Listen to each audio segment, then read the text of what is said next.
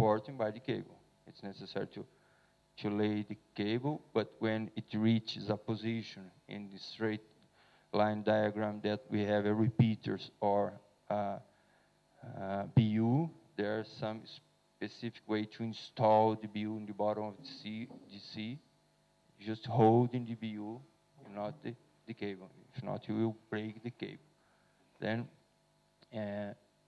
this is an important component. Is used when we need to have some derivation of the cable. Thinking in application in the coast of Africa, if you have a kind of backbone, and sometimes you reach one country, another country, you can do in several ways. You can do going with the cable to the terrestrial part and continuing the cable. Imagine you have here the coast. Imagine you have this color, the coast, and here the sea. This is part of African sea. You can go with the submarine cable straight to some place and putting branch winds and doing a derivation of the cable for some country, or you can go in this way. You just leave some land point, go to some portion of submarine cable, and goes again to some terrestrial part. This is the second way. It's called festoni. That's used in Italy for a lot of cables submarine, and it's not necessary to use the branching unit. The first one, when you have the cable here, it's necessary to put the branching unit each time you want to go to the coast at that point. That's the use of branching unit. Generally, all this structure is only for the split of the cable, and normally it's a good recommendation not to put in the same structure the repeaters. Then you have, similar to that, the repeater where is necessary, and when needs some derivation, put a branching unit. That's a more recommended thing to do. It's the final slide of this chapter, and I want to know if someone has some questions.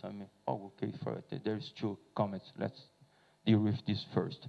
Then, with the use of the branching unit, it's possible to interconnect 3 landing points, 3 terminal stations, with only one submarine cable. That was the case I described just a few minutes ago. And the deployment of 2 branching units in the same cable widens the number of landing points.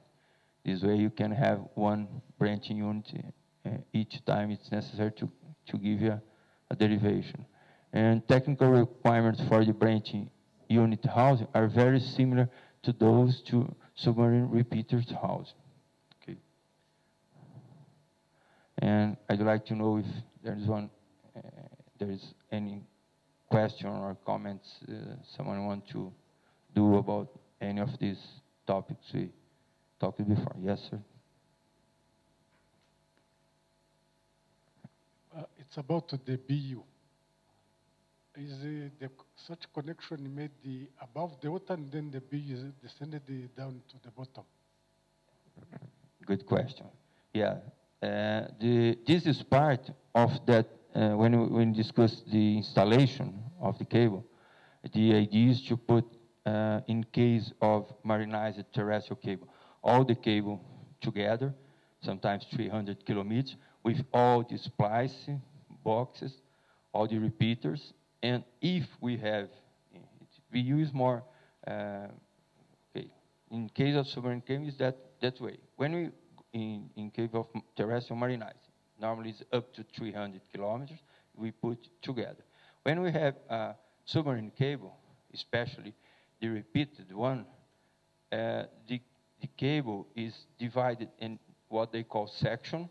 It could be around from 300 to 500 kilometers, with all the elements included. Then the section that where we need to have a BU, they are in the same way.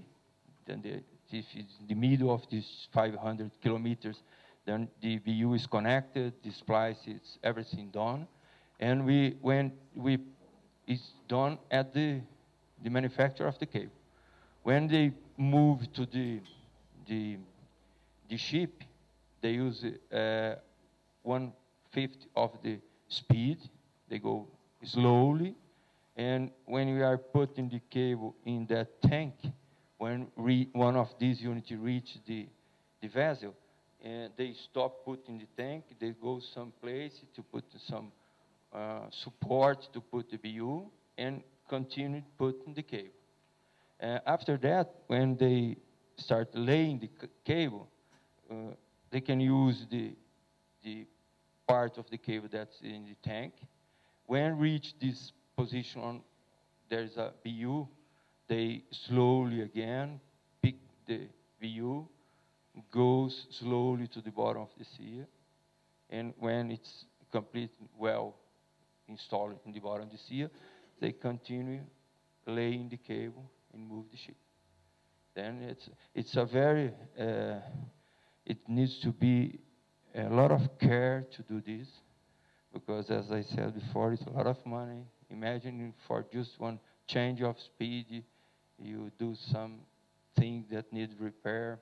And repairing cables of this kind, it's very complex. If it's possibility to do with the cable the same kind of repair I mentioned to the fiber splice, because the normal procedure for this is, if some of the cable is damaged for some reason, sometimes the capstan just speed up or break, and the surface of the cable is damaged. Then the procedure is, if you are inland, they use X-ray to investigate the cable. If only the polyethylene sheet was damaged, they can put a high-pressure machine and build a new portion of polyethylene sheet. And this similar to that putting by extrusion at the manufacturing of the cable. If the inner surface, inside of the metallic tube, because the fiber are inside a metallic tube that will give the power supply included there. At least 2 layers of polyethylene. In the middle, we have a metallic tube. That's a copper tube generally. If there is some damage inside this metallic tube, it's necessary to put another splice. If not, you can just inland near the manufacturer. But if it's occur on the way of laying the cable, most of the time we need to put a new splice box there and to establish a good situation. And it's why they use so careful care in using the speed control, and when you are dealing with these things. Any other question? Yes, sir.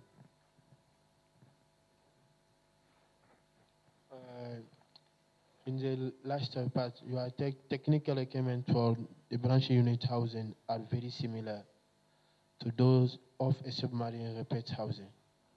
I want to know if the technical equipment is similar for the two. What difference is between the job for the two? Okay. The first one is the position, because we have several plans we need to do. The first one is to decide where will be the repeaters, because considering the attenuation and the distance, the position of the repeaters are defined. The second one is to establish where we'll put the splicing box, because considering the fiber length, we'll have a repeater and fiber box. If one is the same position of the other, the repeater will be the same function of the splice box. It's not, we need a splice box, sorry. The splice box is a few smaller than this. Then the splice box is generally around 25 centimeters in diameter. This one is almost 70. And after that, when we have all these, in this case, the straight line diagram definition, imagine you have here, you have here again the coast. Then you decide that needs to go to this place, position to this position. then considering the cable first without any derivation.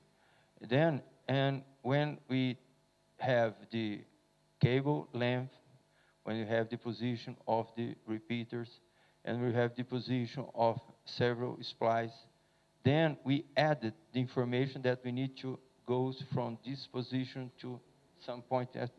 Then that's the point we put, yes, that's it, yeah.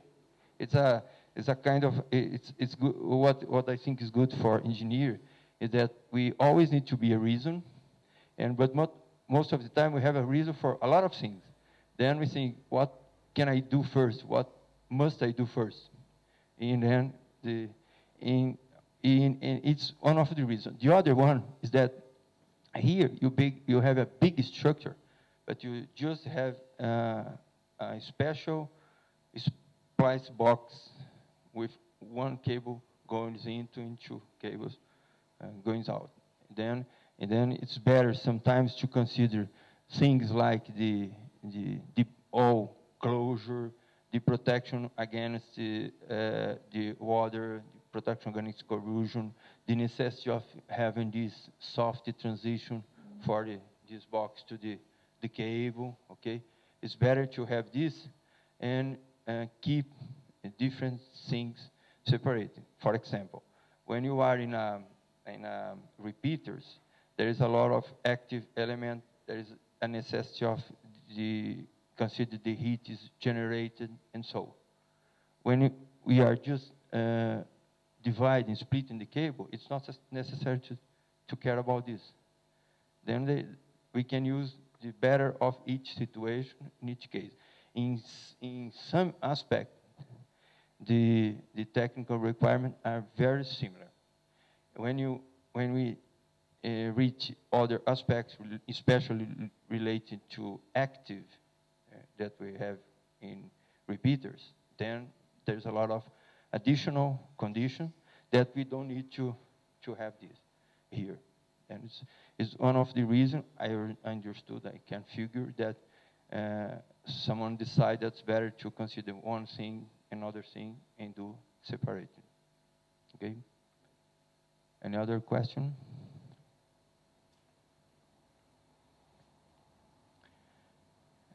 If there is no question, I'd like to thank you again for your attention, for interest, for the professional way we work together this day. I'll be around, but later one of my colleagues will be here, and I'd like to express it was really a pleasure to be here this day working with you. Thank you.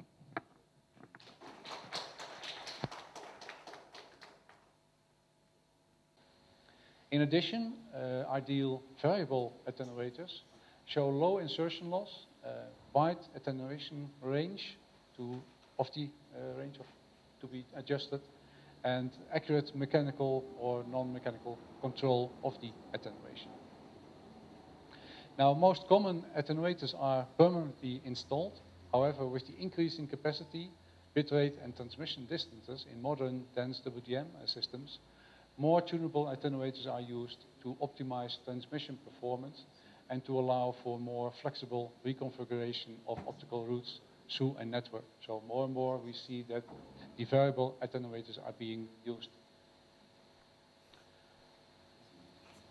Okay, so far the description on optical attenuators. Is there any question on these devices?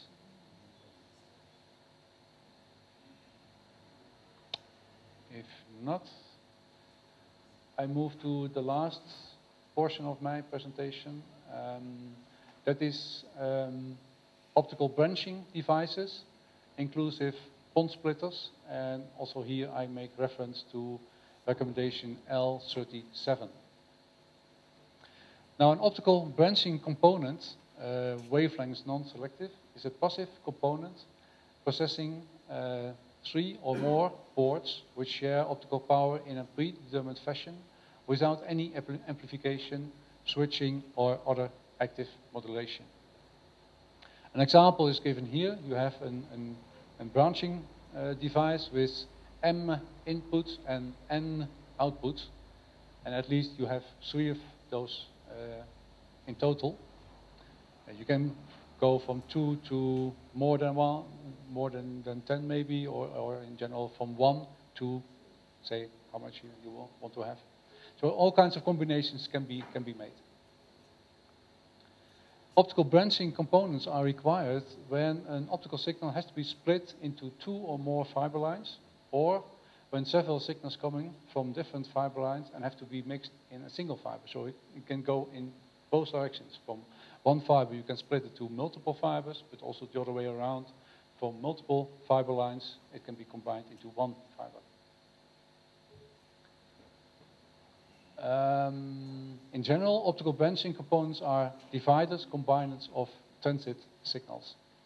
Now, in passive optical networks, PONs, in fiber to the home networks, where point to multi-point distribution is used, optical branching components are used to connect the optical line terminal located at a central office to several ONUs, network units, located in the outside plant or in the subscriber premises. So in this case, the specific values for PONs are 1 input and X output ports, and X can be 4, 8, 16, or even 23. So the signal from the OLT is then divided maybe up to 32 different channels, which are all going to individual end users. Optical branching components can be designed to operate at a single wavelength, e.g. 1310 nanometer or 1550 nanometer, and insensitive for the wavelength variation with this single window. So it will be a small window around 1310 or a small window around 1550 nanometer. Or it can be used as a wavelength independent device. In that case, we have the device is insensitive for the wavelength variations in both the second and the third window, namely 1260, 1360 up to 1450, 1600 nanometer. So you have them in different versions. Optical branching components for PONs are characterized by several parameters, and the most important of which are insertion loss, reflectance, optical wavelength range, polarization dependent loss, directivity, and uniformity. And this is all, you can find back definitions and specifications in this document G671. Also, we will see that applications of PON splitters will be dealt with next week when my colleagues are discussing Chapter 9. Any questions on splitters?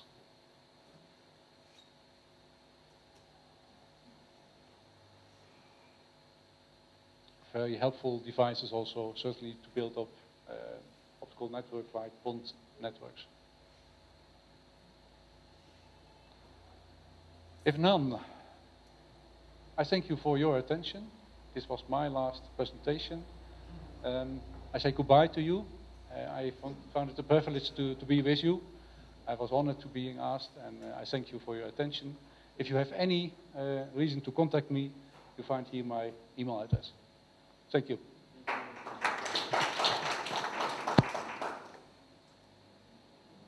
I noticed that my colleagues have not yet arrived. So, shall we start? Okay? Microphone is okay? So, nice to meet you. My name is Makoto Murakami. I came from Tokyo, Japan. So, after more than 30 hours long trip, I just came here. So, first of all, I'd like to introduce myself. So, I worked for NTT, Nippon Telegraph and Telephone. That's the telegraph and telephone company, most major company in Japan. And I worked mainly optical communication systems and optical network system. And I'd like to know, I'd like to know everyone. So if you have some time, I'd like to ask you all to introduce yourself briefly, maybe 10 seconds or 20 seconds. Name and the country and the company, and something your experience or education on optical communication systems. Okay, so start. Thank you, sir. My name is Jean Bosco Ndushabandi. I'm from National University of Rwanda. Means, from an academic institution, not a telecom institution, but we are using also we are here as an institution with... Slide in your computer. So my part is in chapter 5 and mainly active components. So Mr. Kit Girard have already lectured about passive components, including maybe a PMD compensator or chromatic dispersion compensators. And I will introduce you mainly optical transmitters, including optical sources like laser, LED, and then I will introduce you optical modulators, and optical receivers. And other topics is so-called optical amplifiers, and applications of optical amplifiers or configurations, and the types of some optical amplifiers. Then finally, I will introduce you so-called optical switching devices. So the applications of such devices include OADM or RODMs, or photonic cross-connects, PXCs. And I will describe optical DMAX, which is used in WDM transmission systems and also in such kind of photonic switching network. And finally, I will introduce you some types of optical switch technologies, including planar light wave circuits and MEMS. MEMS means micro electromechanical systems.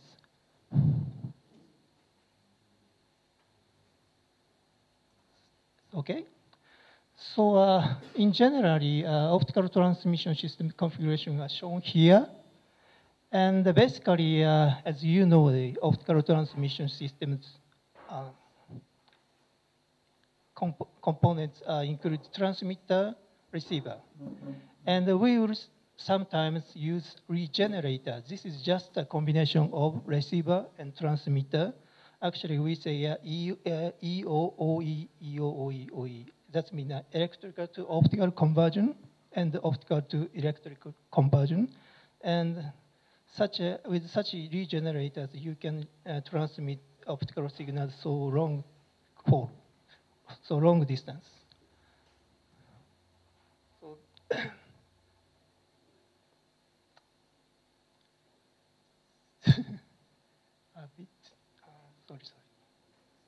a bit difficult to manipulate, sorry.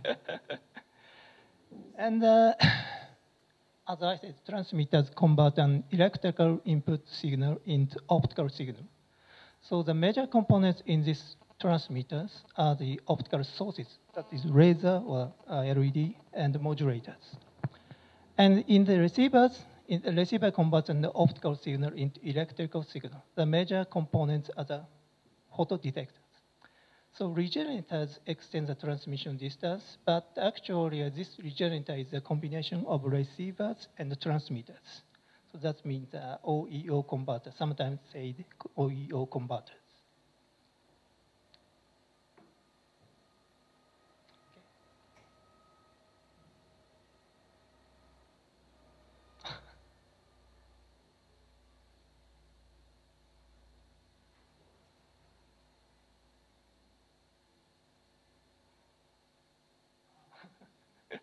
It's just a bit difficult. Anyway, so first of all, we should start from transmitters.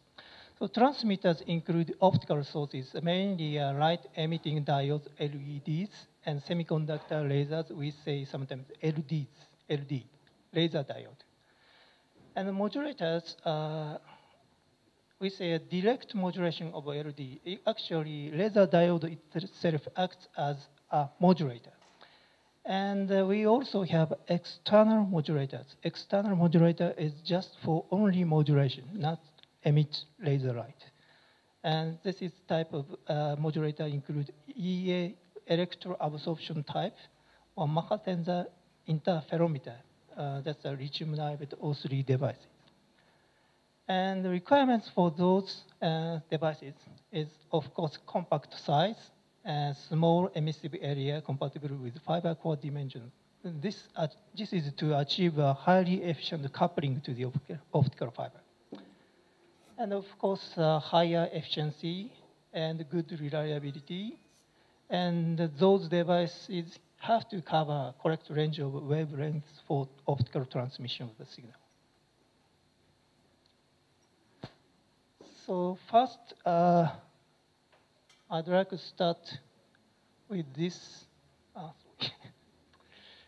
simple device principle with this device, LED. I suppose some of you have already know such kind of principle of laser LED emission, but I'd like to focus on some people who are not so aware about this kind of device. So LED basically emits optical light when voltage is applied across its two terminals. That means the LED is, when LED is applied at such a voltage, the LED will emit some light. So the principle is just basically a LED without any voltage, the LED don't emit light. This is because this energy level of light, energy level of this material, these materials usually are flat. So that means in total, no optical emission or no absorption and emission is so balanced. So we can't see any light as a result of such a balance of optical emission and the absorption. So then if we apply a voltage to LED or such diode type of device, the energy level, we will create such a difference in the energy level. So some electron or hole can move across this area or barrier area. So they can couple easily and emit light. This is a principle of laser diode and LED. So this is a picture of LED you can see in your handbook. So as I said, basically LED composed of P-type semiconductor and N-type semiconductor. And this is so-called active injection region. And this is terminal. We apply plus minus voltage to this device. And when we apply voltage to this device emits light. But this light is relatively wide cone and wide spectrum. This is because of so-called the spontaneous emission of light. That spontaneous emission and the stimulated emission is different words, one of which used for LED and one of which is for semiconductor laser.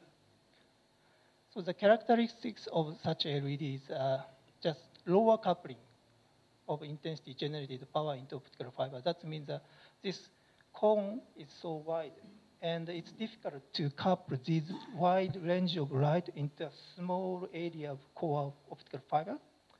So this lower coupling efficiency. And also limited optical power. That means a few milliwatts.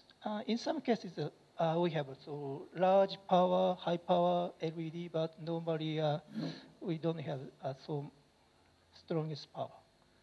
And relatively wide spectral range, 70 nanometers.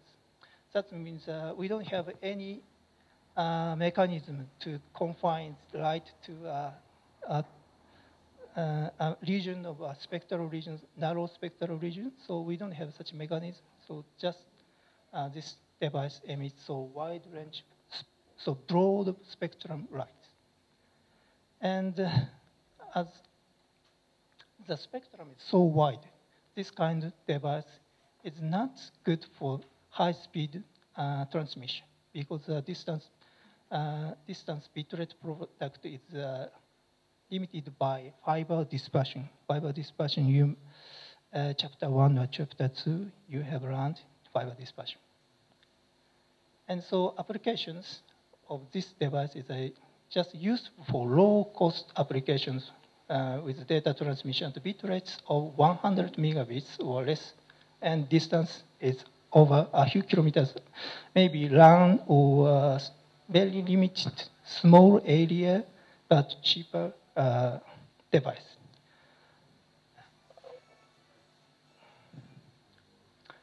Some of you may know that the term LED is used not for optical communication systems, but light, like a LED light, instead of such vacuum light or something like that. So recently we know the LED, term LED is so not for communications, but lighting or something like that. Or signal light is green, red, or blue lights made by LED in most recently. Oh, sorry. This is just the same thing. The modulation band range is low speed, and this is inexpensive.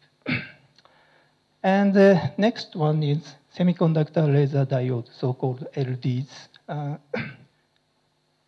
The configuration of laser diode is not so different from LED. So you can see N-type and P-type material and active region and terminal to apply voltage. So what's the difference from LED? Do you know? Anyone? Sorry? The output is not the common. Yeah, yes, that's right. That's right. But why output is not so wide? Do you know? Okay, no problem. So you can see this here. Carefully cleaved edges at both ends act as a mirror. So the difference is that LED semiconductor laser diode has mirror at the both ends of this active area. So there was no mirror in LED, right?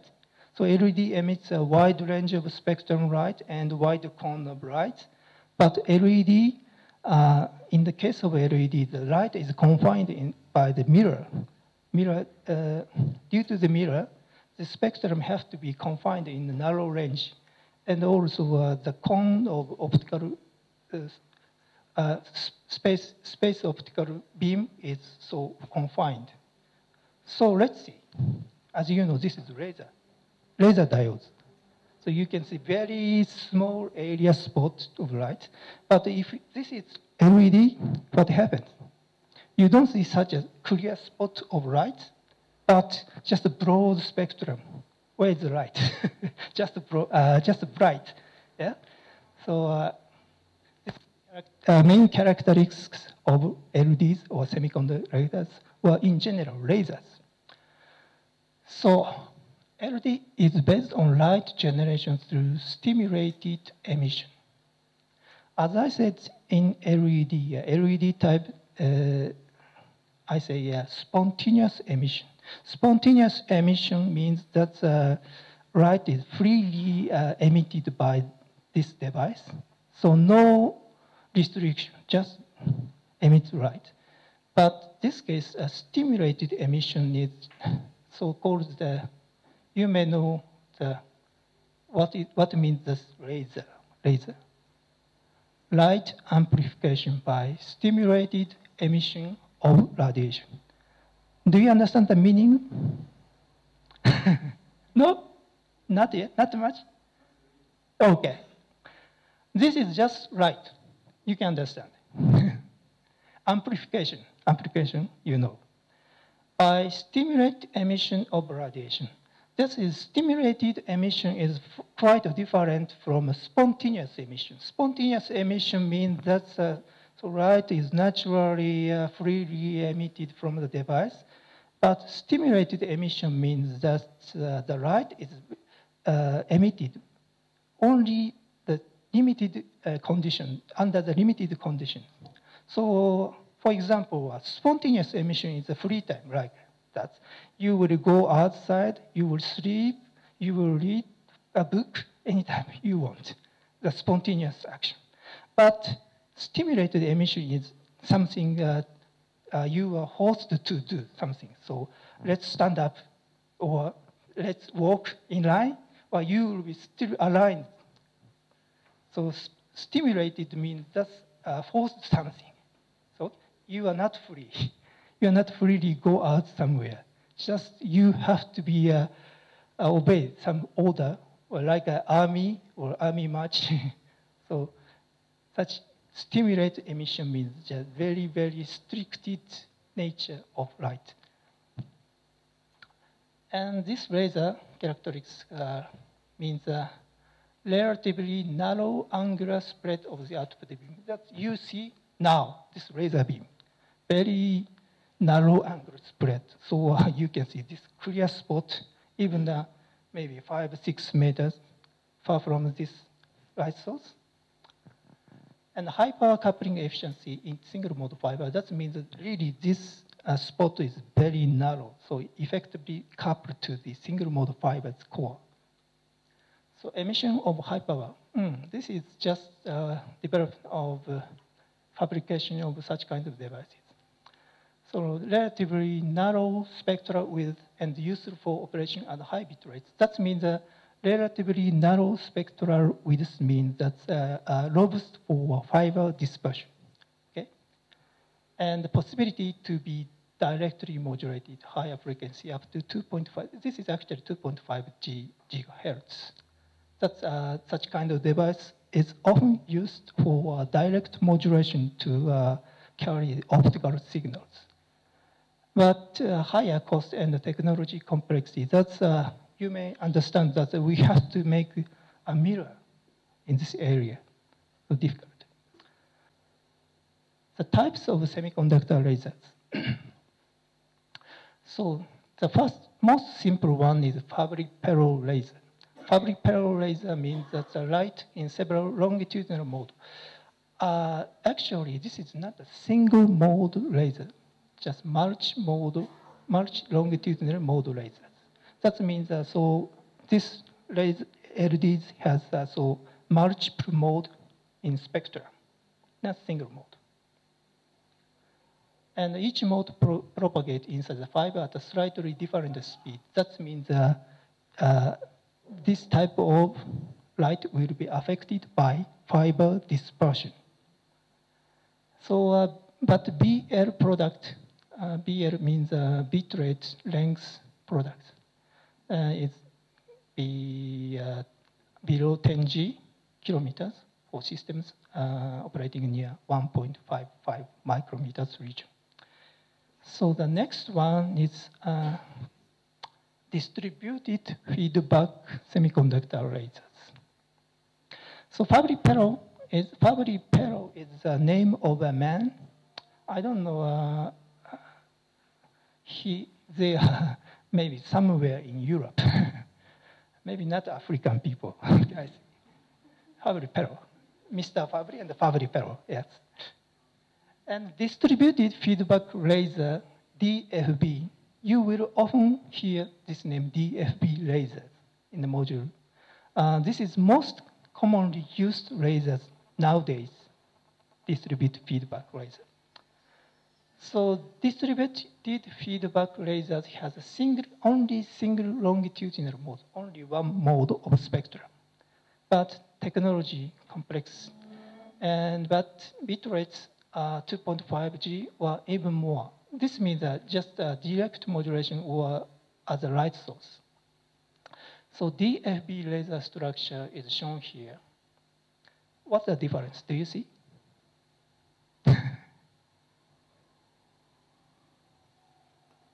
Yes. We see in the previous figures that semiconductor lasers has P-type area or material and N-type material. And we apply the voltage, this P and N, and light will emit. And this face is fabricated as a mirror. They reflect light and emit light this direction. Only the difference is you can see this. What can I say? This is grating. Do you know grating device? Grating? Do you know? Yes? Okay. Grating. The function of grate is reflects the light only the selectively, only some mode. That means that some light can effectively reflected by this grating, but some other lights will not.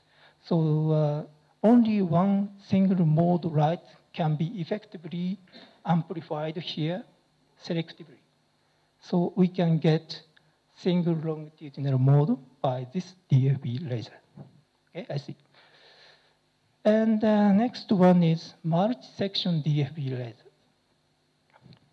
So multi-section DFB laser is not so important one because we don't use such type of devices so often.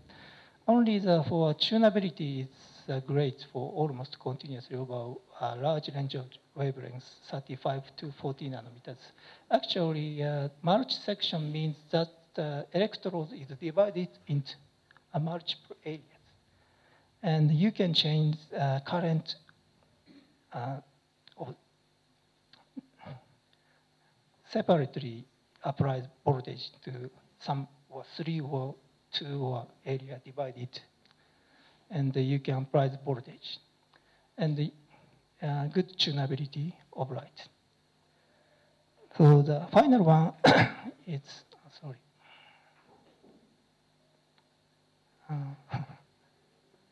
So called big cells. This is a new type of fiber, new type of laser. So vertical cavity surface emitting lasers. As this name, this type of laser emits light this direction. So we see DFB or normal semiconductor laser emits the light from this direction in parallel to this layer, PN layer, but this type of laser emits light so up or even down. So the direction of light emission is different from DFB lasers. So this type of laser also have a single longitudinal mode. And the wavelengths can be tuned over a wide range. So low cost packaging, because we don't need to use such type of small area of emission. Just you can see this wide area of emission range. But power is less than a few milliwatts of power. So recently, this type of lasers are used for local area networks or sometimes for lower cost lasers. And also some topics include optical source reliability. So transmitter operates over a relatively long period of time, maybe 10 years or more. So a major reason for failure is optical source. That means if you have some trouble with your transmitters, most cases due to the optical sources, because optical sources measure optical devices, active devices in the transmitter. As you know, the failure will happen, often happen at active devices, not passive devices. So major reason of failure is optical source. And in general, we will use a parameter of reliability, MTTF, mean time to failure. And typically, MTTF of the optical sources should be more than 105 hours, or about, this means, this is 10 to the power of 5, not 500 hours, sorry. Anyway, this means about 11 years mean time to failure. So some people know about reliability theory, MTTF or MTTB or something like that. You know, MTTF? Anyone can explain what is MTTF? Sorry? failure. What is it? What is that? What does this mean, MTTF? It's an estimation of lifetime. Okay, I see. This is just a simple. Mean time to failure is just you will see trouble many times. Maybe frequently or some long time. Maybe one device will cause failure for 1 month, each month, or 1 year. Anyway, mean time means on average, the time from one failure to another failure is mean time to failure. Sorry, MTTF. MTBF is between failure. Okay? Between failure means failure to fail. Time span of failure to fail. MTBF. And MTTF is mean time to fail. It's just time to happening of failure. Okay? I will describe this reliability issue in maybe chapter 6 or chapter 7 later, so you don't need to understand fully here. And such kind of device suddenly stop with a catastrophic, this means it's catastrophic stop, or sometimes gradual degradation with aging. For example, the laser power will decrease gradually, 1 month, 2 months, 3 months, the power lower. And we will use such accelerated aging test. That means higher temperatures or higher current levels that is above a normal operation status. So we will accelerate testing, and we will find some failure devices with such kinds of testing. So semiconductor laser reliability is more than 25 years in submarine optical systems. This is because some of may have knowledge about submarine optical systems or experience in submarine optical cable systems. Anyone have? No? Most African company don't see a sea. Only Tanzania or Kenya will see a coast shore, but any other inside the country don't have sea, right? This is just submarine systems have so long time. Really? Sorry? Actually, we have seen, but it's just last year which prevalent the show on our country. So we don't have enough experience. Just 1 year experience. Oh, really? Oh, really? I see. So just 25 years means that submarine optical system have to be used in 25 years, so long time. Because unlike the terrestrial system, we can't easily replace devices or repeaters under the sea. So submarine system have to work so long time. So that means 25 years, more than 25 years. And this is thermoelectric cooler to maintain the source temperature near 25 degrees, even when the ambient temperature may be high as high as 80 degrees. That means the wavelengths of semiconductor laser easily changed by the temperature. So we will have room temperature in the cold winter, maybe 0 degrees Celsius, or even 60, 70 degrees in the summertime. So we have to have such a thermoelectric cooler devices for cooling the semiconductor devices to almost 25 degrees. This is just a direction modulation of LEDs. This is figure described in the optical handbooks. This means just a waveform of direct modulation laser pulse. This is power, just means a signal waveform. And this is a frequency chirp. Frequency chirp means when we apply the voltage, the change of voltage creates such kind of optical pulse emission, but simultaneously, unwanted frequency change will also occur. This means this frequency chirping. And we sometimes use such a direct modulation of laser diodes for cheaper cost solutions. We don't need any other external modulations, so this is just cheap cost solution. So as I said, the optical pulse is not exact replica of the applied electric pulse, and pulse is chirped.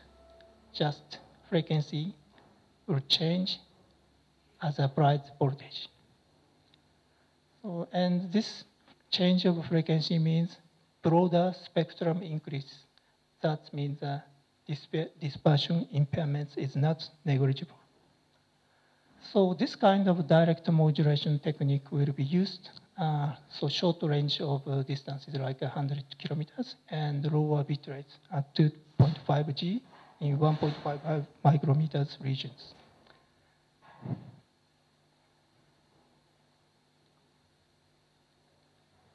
The second one for optical modulations, external modulator.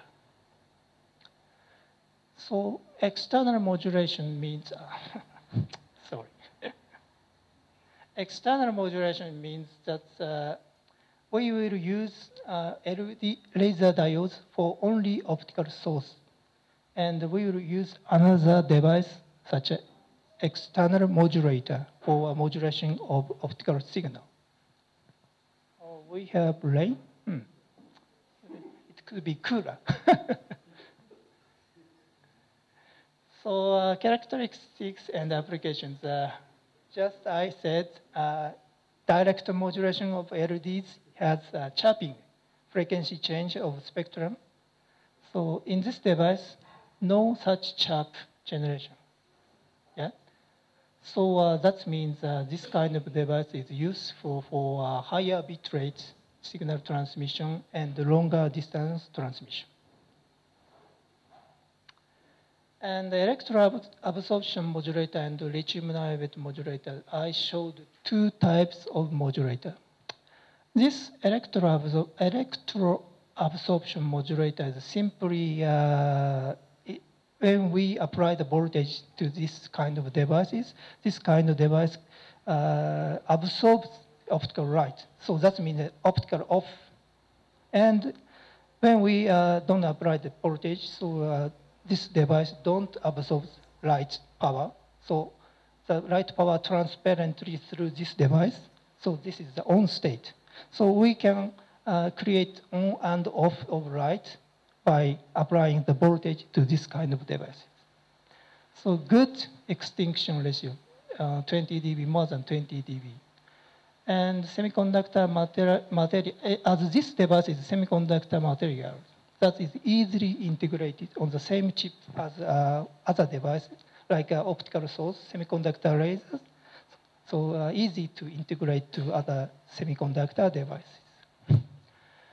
And next one is so-called LNNB03. This is just a lithium, you may know lithium, and niobate. Niobate is a kind of material. O3 is just oxygen, 3. And Mach-Zehnder interferometer. That means some people who know well about optics easily know Mach-Zehnder interferometer. Anyone? You know Mach-Zehnder? Or in English, Mach-Zehnder. Sorry, I can't pronunciate exactly in English or any other words, but Mach-Zehnder. Mach-Zehnder. Do you say Mach-Zehnder? Mach-Zehnder. What? Anyway, you know. This Mach-Zehnder also the name of a people, someone. Anyway, Mach-Zehnder interferometer configuration means this light will split into 50-50. And using the principle of Mach-Zehnder interferometers, we can modulate the optical signal. So the light will split into two optical paths, and we apply here voltage. So we can create optical path difference between these paths. That means the interferometers, depending on this voltage, the path, optical path change creates its interference of the light.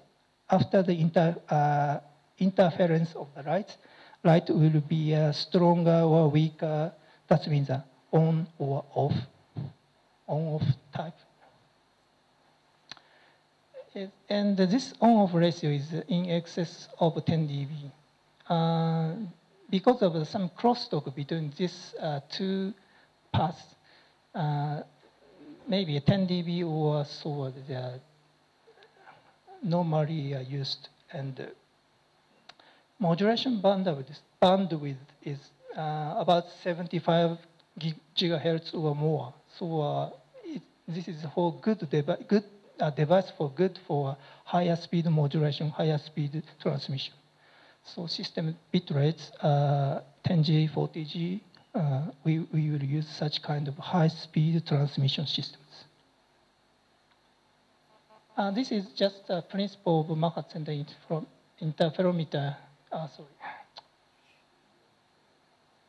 But anyway, as I described, this is just 50% coupler, 250% coupler, and the light will propagate in these two different paths. And when we apply the voltage, one of these arms of interferometers, interference will make this device will emit power from this side 100% and 0. And depending on the voltage, this power will shift to another port, and this is out of phase interference and 0. And this is 100% light emission. So we can switch on and off by applying voltage here, and you can connect transmission fiber this side, so you can get on-off light modulation.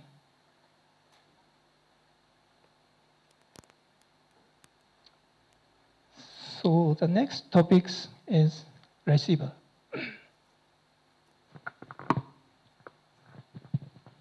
Please don't hesitate, ask me anything anytime. So say more, right? Otherwise you will get sleepy after lunch, right? So freely say anytime. Yeah, raise your hands or not raise your hand. Anyway, anything, ask me. Okay? And we will have some 1 hour or so. Okay? Let's start. So receiver. So receiver main component is a photodetector, optical device.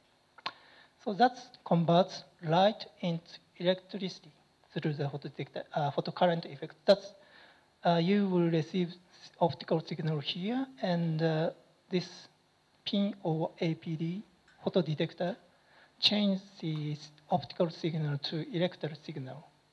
And then this is just general description of receiver, optical receiver. And then amplify in the electrical region. And AGC means automatic gain control. That's this amplifier adjusts the level of the electrical signal automatically.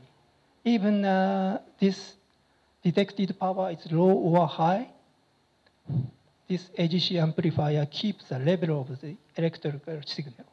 Otherwise, we can't correctly receive the digital signal at this decision detector. That means this decision circuit decides this pulse is 1 or 0 with some threshold level. So if this AGC amplifier is not here, the optical signal will change easily. So you can't set a correct value of a threshold level.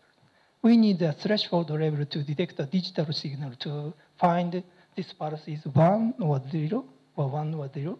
So we need some fixed level of decision level. Okay. So this is an AGC circuit that controls circuit of this system. And I can't see that the clock system. Okay. Clock. Okay. Thank you. Clock recovery circuit. So clock recovery circuit will also necessary for decision of digital optical signals. If not, if we don't have such a clock recovery, of course, you can't see the timing of bit 1 or 0. Or you can't find 1 or 0 bits, but you don't know if you don't know the timing of this signal. So we need a clock recovery circuit here. So this is a general description of the receiver. But we don't step in further in this receiver configuration because this is just optical systems tutorial.